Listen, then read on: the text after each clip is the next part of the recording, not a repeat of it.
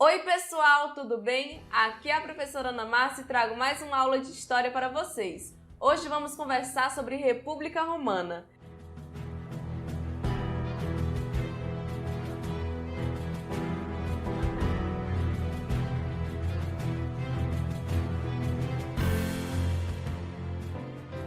República que vai de 509 a 27 a.C. e vem do latim e significa coisa pública, algo que pertence a todos os cidadãos.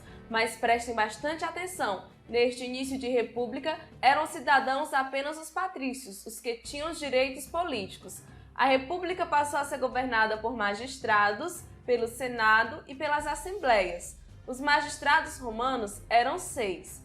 Nós vamos ter então os cônsules, que um dirigia o exército e o outro dirigia o Senado, os pretores, chefes da justiça, os edis, administradores municipal, os questores, que ocupavam-se das finanças, os censores, que elaboravam recenseamento, a contagem da população, e vamos ter também o cargo de ditador. Esse ditador que era escolhido em períodos de ameaça e tinha poderes plenos durante 6 meses. Os demais cargos dos magistrados eram eleitos anualmente.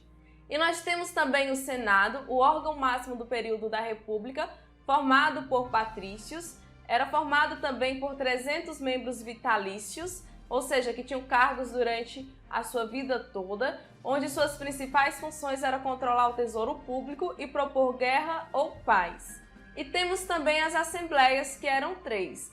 As assembleias da tribo, que escolhia os questores e os edis, a assembleia da plebe, que era composta de plebeus e votava assuntos de interesse da plebe, e a Assembleia Centuriata, que votava as declarações de guerra, os acordos de paz e elegia os cônsules, que seria o cargo máximo do lado dos magistrados.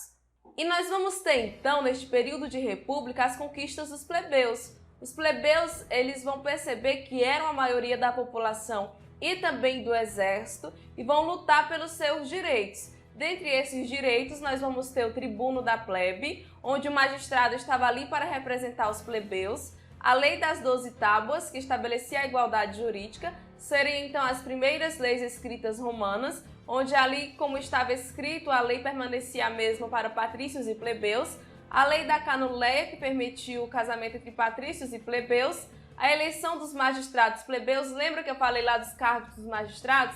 Os plebeus, enriquecidos principalmente, eles vão conseguir ocupar aqueles cargos. E uma lei que proibia a escravização por dívida. Conversamos também já sobre esse assunto.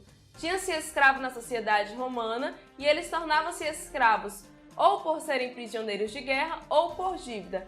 Lá no período de monarquia, antes da conquista dos direitos dos plebeus, qualquer plebeu que não conseguisse sanar uma dívida poderia se tornar escravo. Então esta lei ela vai proibir a escravização por dívida.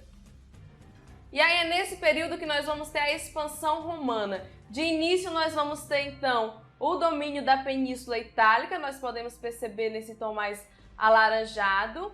E nós vamos ter as guerras púnicas.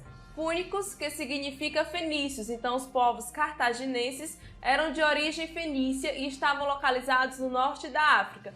Foi um confronto então entre Roma e Cartago. Professor, e qual o motivo desta guerra?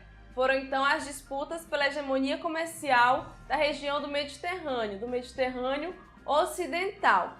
E aí nós vamos ter também a expansão por diversas regiões do mundo. Roma ela vai expandir-se além da Península Itálica. Ela vai tomar partes da África, da Ásia e também da Europa. E o mar Mediterrâneo passou a ser chamado então de Mare Nostrum, nosso mar. Mas como nem tudo são flores, nós vamos ter também a crise da República. A crise que vai se dar também pelos fatores de expansão. De um lado, nós vamos ter a massa popular e seus líderes reivindicando urgentes reformas, e de outro estava a nobreza e a parcela enriquecida da plebe que não desejava mudanças. Nestas tentativas de reformas, nós vamos ter os 2 irmãos Gracos, onde temos Tibério e Caio Graco.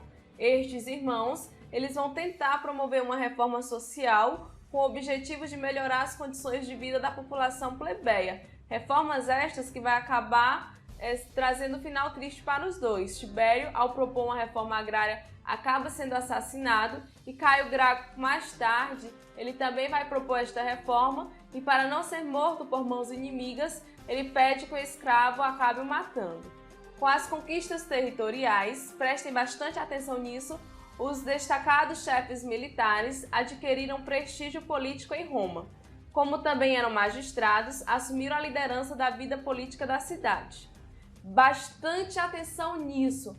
Há um destacamento dos chefes militares e há também uma diminuição do poder do Senado. Bastante atenção nisso, sabe por quê? Porque a partir de então nós vamos ter os triunviratos. E o que eram os triunviratos? Um acordo entre 3 generais que já faziam parte lá dos cargos magistrados, ao qual se comprometiam a ajudar o outro para controlar o poder de Roma. Como eu falei antes, há uma diminuição do poder do Senado. No primeiro triunvirato nós vamos ter Júlio César, Pompeu e Crasso, onde Júlio César vai se sobressair, vai administrar a cidade por um tempo, mas ele vai ser acusado de querer deter todo o poder em suas mãos e de se autoproclamar rei, e vai ser assassinado pelo Senado. E vai ter início então ao segundo triunvirato, onde nós vamos ter Otávio, Marco Antônio e Lépito, onde Otávio vai se sobressair, vai pressionar o Senado, que vai lhe dar vários títulos, dentre eles o de Augusto Venerado e o de Imperador Comandante dos Exércitos, e a partir de então que nós vamos ter o início do Império. Gente, é isso, espero que tenham acompanhado. Conversamos então sobre República Romana. Um beijão e tchau, tchau!